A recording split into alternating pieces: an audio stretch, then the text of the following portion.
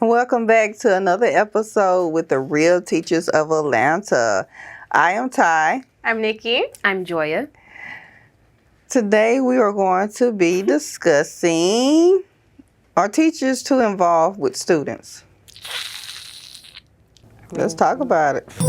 We got the queens in the house, y'all. Real teachers of Atlanta.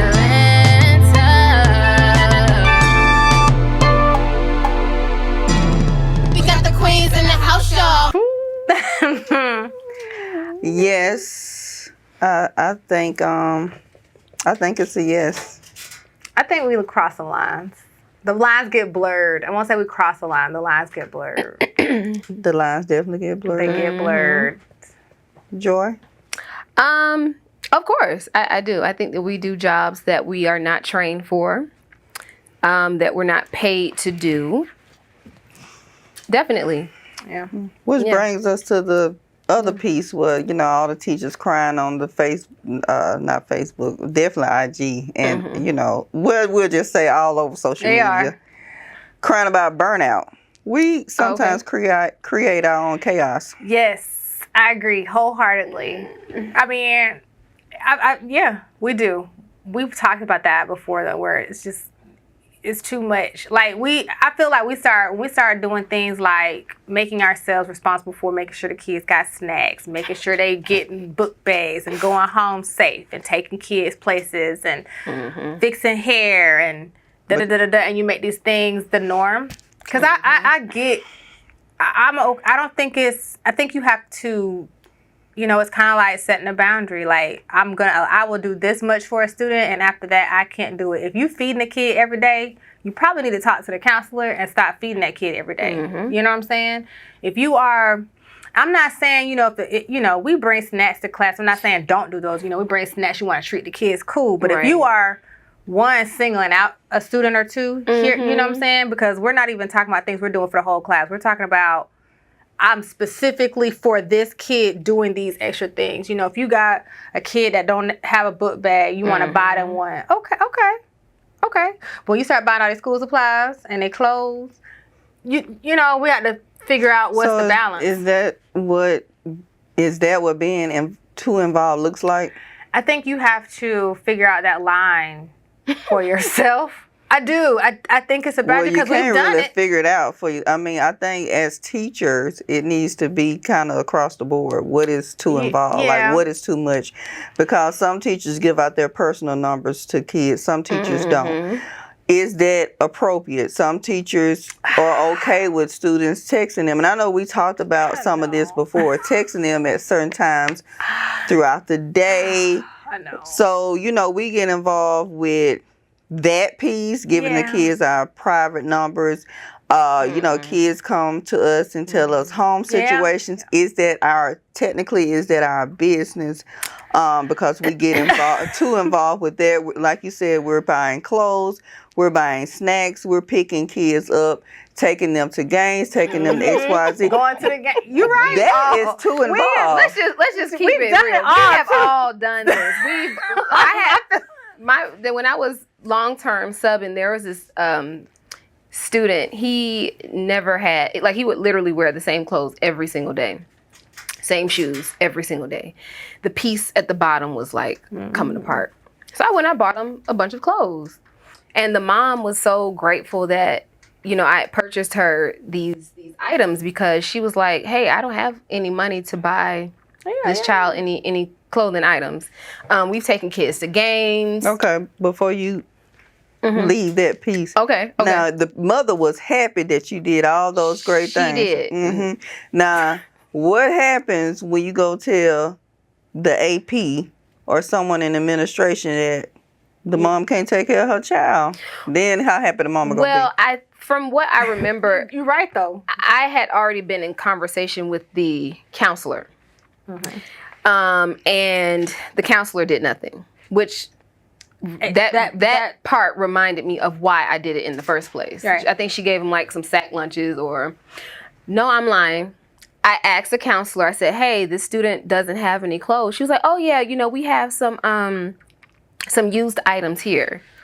And I was like, Used? well, I don't think he wants used items, especially because you don't know his size. I mean, the clothes were dirty. So that's what prompted me to go and purchase the clothes. Yeah. Yeah, not that I remember.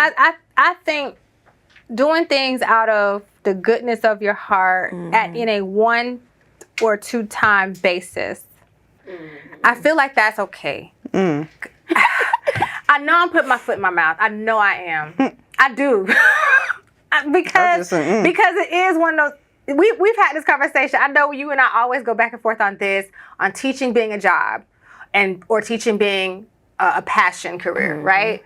And I think that this is one of those spaces where I'm like, it is a job. It is just a job. But this is where the passion lies. You see what I'm saying? Oh, I know they are. Trying to run it back? But no. I'm just saying this is where the passion lies, because I've done it. I've done the after school tutoring. I've done the paying for you to go places. I've done the paying for field trips, paying for games, toting you here, toting you there, buying teachers snacks. that are doing this for a job, they're not doing I did it. And I was like, this is just my job, and I got to be able to let it go. I did those things because caring for those kids don't have nothing to do with the check. You see what I'm saying? So that's the passion. That's what I was explaining even before. That's where the passion comes in. But I feel like that's also where you have to draw a line, and it hurts because there are kids. We know for a fact. I know the 3 of us know for a fact that you might be the only person doing for that kid or their family and supporting them.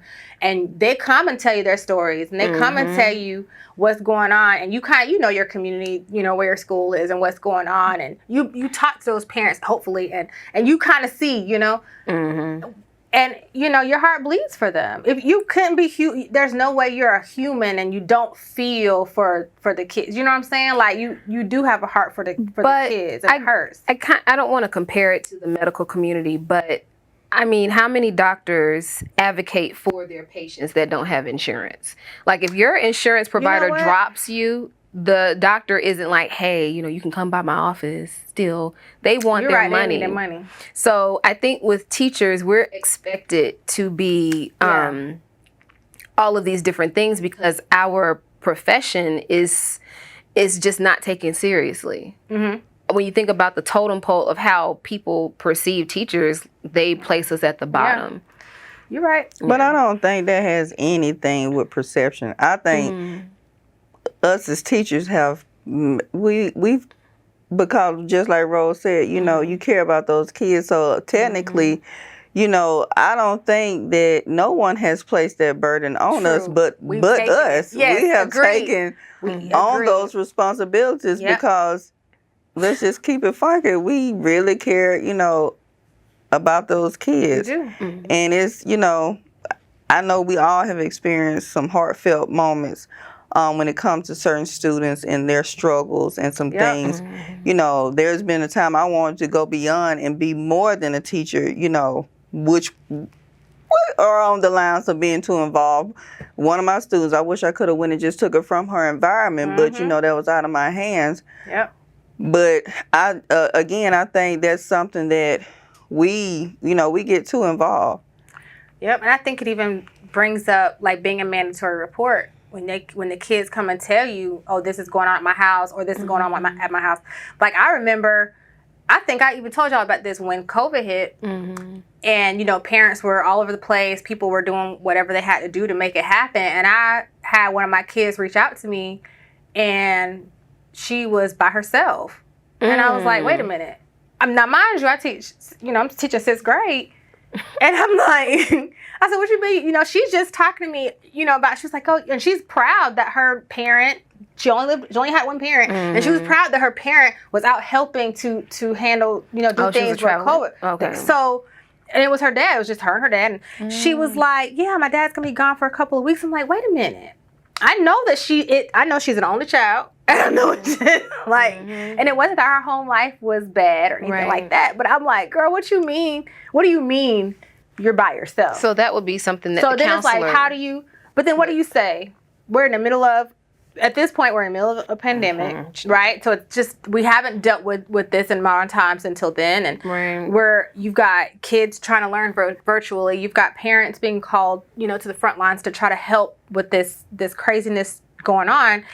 and you've got kids who aren't 13, 15, whatever, you got that. I'm sure that there were elementary school kids at home alone. Oh, yeah, you know, by themselves, yeah. I mean, was she fed? Yes, but it was alarming to me, you know, that this was going on. And thankfully, it wasn't more than a couple of days, and Dad was able to get it figured out. But in my mind, when she's telling me this, I'm like, I would never leave my only child, 12-year-old, at the house by themselves. But what do? When you don't have anybody to, you know, really to call on, and you're trying to figure stuff out, and things are just happening. Well, that once again, I believe we are expected to take that on. That is the expectation. If there is, God forbid, a school shooting, we're expected to step in and to be sacrificial for the kids. That's the expectation that they have of us. Yes. And I think too many times we do play into that. And so it's kind of like, is it the expectation that we are supposed to do things outside of our pay grade, or is it just the nature of the job? I think it's honestly, I think it's exactly what Ty has said before. We created the teachers, not just us. Right. We created this narrative where we will save the kids. We will change the world. We will provide for all these students. And we did it. And now society says we're superheroes. Right. And then now society says, well, since you're gonna do it, now it's your responsibility, but we're not going to compensate you for it, because Superman didn't get a paycheck either. You know what I'm saying? Like, we were put in that position. So let's talk about that, because that's the indoctrination that they give teachers, right? That superhero. So at the school where I had met you all, during pre-planning, they kept pushing the superhero. You know, pick your superhero. I still have mine. Like your little card, or pick your superhero. And that was the whole theme the entire week. And now that I'm out of that particular school, it really made me think about, okay, what do they want us to do? Because what does a superhero do? Save the world. They save the world at the expense of their own life. That is not what I'm getting paid for. I'm not a superhero. I'm there from whatever time to whatever time. I teach whatever subject, and then I go home. I like that you said that. That makes a lot of sense, because I don't think we even really see it like that. But you're right. Being compared to a superhero really does suck. Like, well, I mean, when you dress it up with pizza and cupcakes and smiling administrators, half a slice of pizza. Gotta make it stretch. I cannot. I remember that. Yeah, people are more so like teachers don't ask questions. They don't want to rock the boat, because then they're afraid they'll send you to the county. You know, it's like a cult. Like, you have to acquiesce yourself to the insanity. You know, they always say drinking the Kool-Aid. You gotta drink the Kool-Aid. Same thing. That's what they do. You come in, and they're like, you're gonna do it all. You're gonna save the world. We picked you. We handpicked you. No, you there's a shortage, and you showed up, girl. Thank you for your service. Like, you need to fill these classrooms. Yes. Stop. And I think and that just so many layers. If you just keep on giving, on giving, they're gonna keep on taking, and keep on taking. There's so much need. I mean, you build a relationship with the kids. You do the lesson plans. You show up for the meetings. And I don't know, you know, you got to do the call the parents, talking to the parents. That's pretty much involved as a teacher needs to get, because when we start extending ourselves, and we have talked about this before, extending ourselves, when we having to go, you know, and I'm not saying don't go far and beyond, but you know, with anything, it could be too much. And, you know, you're extending yourself, you're going, I mean, you do these things because quite naturally you enjoy it if you're helping if it's not anything on, you know, some teachers don't complain, it's not that much on them to go pick up a student, or some teachers just don't do it at all. Right. But if you have the capacity to do those outside pieces, show up for your students, do this, go the extra mile, that's great, that's on you. I don't think nobody, you know, you're not penalized for any of that. But what I'm saying is, some teachers do that and they don't have the capacity for it, and then it creates burnout. They're tired. We ain't even talking about the work piece. Yeah, absolutely. Right. We're not even talking about and that's the other part, right? We're not even talking about the work piece. We're talking about, because I remember, we're talking about the behavior. We're talking about dealing with the parents. We're talking about you Lil John ain't got the pencils and the paper, and you going out and buying these supplies, you going out and buying these snacks, you going out, like Joy said, buying these, buying the outfits and stuff like that. We ain't even got to academically. And it's just even advocating for your students, right? Like I have had situations that have, especially it's one that it still tugs at me, that has had me in tears because I'm like, this kid isn't getting what he needs, no matter what. You can talk to parents till they're blue in the face. But I think, and that was my first year, so I feel like, okay, I give myself some grace because first year you really don't know what you have stepped into. What you mean? That was my first year. He needed a lot of help. You talking about academically? He needed help both academically and socially. Because he was not getting what he needed. He needed to be tested. We all knew he needed to be tested.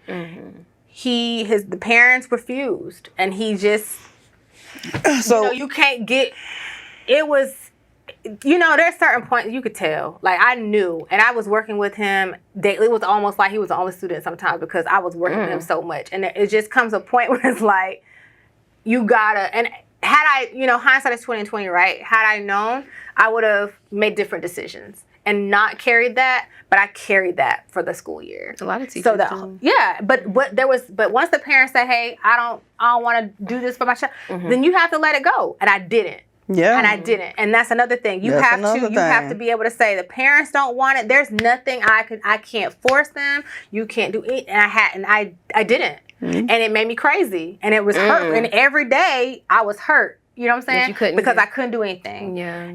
But it wasn't my business to do. It wasn't for me to do. It wasn't a problem that I was destined to fix. You know what I mean?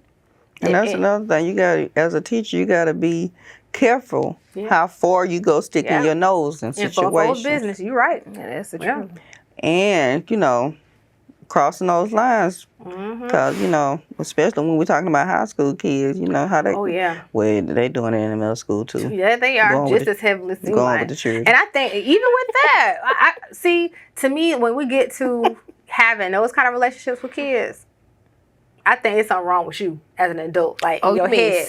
Like when you get to being romantic, it's something wrong with you. That's There's some pedophiles in the school. Absolutely. Oh yeah, them kids are preyed upon, and I don't doubt it. It ain't us, but I know that we all know it happens. You ain't gotta put emphasis on that. You know, we so I had to make sure we'll drop the episode link to that topic. That was crazy. We was like, what y'all mean?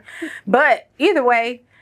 But let's talk about academically. Are we too involved in these kids' work?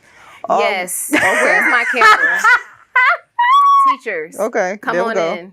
Come into my mini TED Talk. About to have a crash out. Real bad. Teachers, when you give assignments to your students and you have taught them this content, we're not talking day one. Let your students struggle. Yes. If they don't know the answer, tell them to circle it and then move on. Because what's happening is that a lot of students are not developing that intrinsic motivation to ask themselves, okay, what is another way I can solve this problem? What is another way that I can, let me ask myself what this question means. Let me read it again.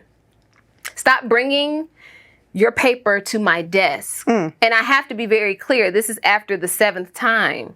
The directions, teachers, you put the directions on the board. You've given clear instructions. The children have read the instructions. Let them struggle.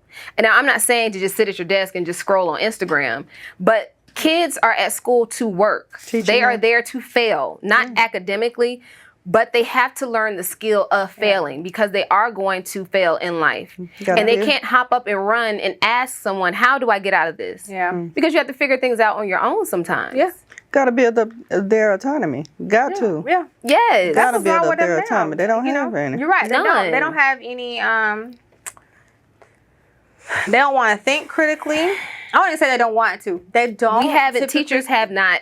We're not enforce that. Parents too, though. Yeah, exactly. Parents too, because you have to do it at home. Because teachers can only do what you could do when they're in your classroom. But I agree. Listen. I've told y'all. I look at my kids every day, and I'm like, oh, I love y'all, but what do you mean? Like, it's just, they're really smart, but sometimes I have to ask myself, is it me? Or, is me that messed up somewhere? It probably is, but still.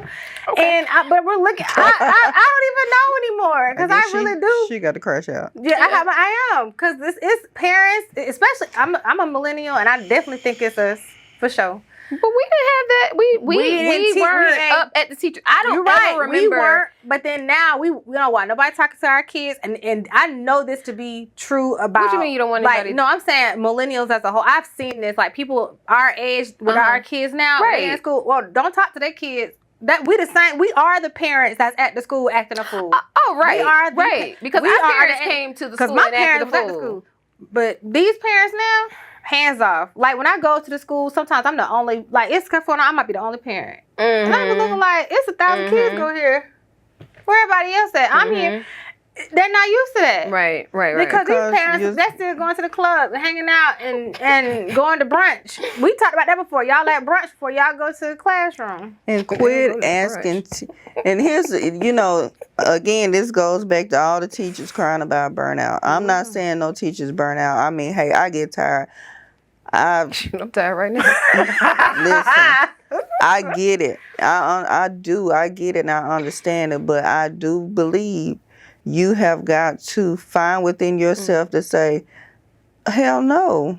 This is not, I'm not stressing out about it. I said over and over again, I'm not going to be stressed out about anything. One or two things can happen. You can't give me a butt whooping. You can let me go. I'm going to do my job, but I'm not going to be overwhelmed. Yeah. And if I'm telling you it's too much, it's too much. And when we talk about these kids, like Joy said, you done told the kids, first of all, that's too many times. I'm not finna tell you, they don't have a learning disability. That's not in, you don't have an IEP to say, I have to stop and redirect you. So therefore, I'm not doing that. Even with my students that, that may have a disability, I'm not doing that. I'm not. Right. My kids probably have more critical thinking because this is what I do with them. No. You can't read, but we're going to learn to read. I'm not going to read everything. If you could just read AD, that's a start. Yeah. I'm going to help you with the rest of the words, but all that spoon feeding, baby, I'm not doing that. I have walked past teachers' classroom and it's the hand holding. It's the you gotta let it go at the teacher's desk every 5 minutes. You at my desk now. If you don't understand something, I'll give my kids a certain time frame. I call it the struggle time frame, where you're going to struggle. I need for you to feel struggle period. The struggle period, where you don't the only person that you can really ask is yourself, and look at and they have notes and the internet. Let's talk about you. That's what makes it so bad. You literally have the notes. Answers on the wall. I forgot about. Listen, I'll never forget the time I put the answer to the test on the board and gave out the test. Same test. And they still was failing. I remember that. I said I'm just looking. I remember that. It was on the board. It wasn't even a trick question. Test, answer. I tell my kids before they come, when we started, listen, I'm not the teacher. I don't like repeating myself. And you got to get it quick. Yep. And we ain't in no general education setting, so let that sit on your table. We not doing that. You know what it is? And they follow suit. They will. Kids will. The one thing I know is kids will always rise to whatever expectation you have of them. That's right. If you put the bar on the floor, that's all they're gonna give you is the floor. If you put it in the sky, they're gonna go. And even if they don't get there, they will try. That's the thing. And they'll still be better than wherever they were. Because I was just having this conversation with my husband the other day. Talking about my son. Everything needs to be harder. Everything just needs to be harder. Because it's gotten to the place where it's too easy for him. Because he knows what to do. He's not trying because now it's easy. I said, no, make it all harder. And my husband was like, well, harder. Yeah. Because if you don't, He's gonna start right here, and this is the best he'll do because he already has mastered this. You gotta keep pushing him until he, you gotta get to the, like you said, to the point where he has to struggle and figure it out. There's nothing wrong with that. There's nothing wrong with having these expectations of our kids, and even in our, I say that, and I say just with our same thing with our students, you have to have this expectation, but it's the 19 small groups in the general education classroom. It's everybody don't need a small group, and if the whole class is a small group, we need to go back to the drawing board. I just want to say something real quick, and I got something to say after Joy. I'm coming here burning bad. You gonna remember? Oh, okay. We might be saying the same thing. We're about to go ahead. Let's see. We're about to find out. Teachers, again, come on in. Come to the table. No, teachers go back because I'm gonna tell you why. Because the district in certain places in Georgia do enforce the small group, right? But I think that as a whole, as a nation, we're so low in math and reading. We need to just go back to just whole group. To the basics. Just back to basic. Paper, pencil, book. All this technology, all this, you do something over here. No. Everybody needs to be doing the same thing. And I think that's why we are in the place where we are right now. Because I think in somebody's mind, at the county level, they decided, let's just change it. If it's not broken, don't fix it. They don't need 100 different groups. And to be quite honest, it puts more of a strain on the teacher. I'm done. You ready? Okay, this is what I want to say. Teachers. Come on in. Come on into this. Come on in. You ain't got to come in. You stay right where you at, because I know this going to reach you. Again, stop stressing. Be involved at the school. I know you want to be involved. Past the house, to the house, on the way to the bus stop, and everything else. But you be involved. Do what you can right there at that school. When you give Johnny them worksheets to take on, and you email them parents about them low reading scores, and when little Johnny come back to school, he cannot complete the worksheet that you done sent home all week. And the kids are not reading any better after you have sent your lavish letters home, your newsletters, whatever communications that you choose to send out, and the parents have did nothing, and they haven't did anything, because John is still reading the same A in the at the first of the semester that he reading on the second semester. So don't stress yourself out. Parents, stop sending that email and trying to make a conference and calling up to the school acting a fool with these teachers when you ain't did nothing, and I mean absolutely nothing at home that the teacher has asked you to do.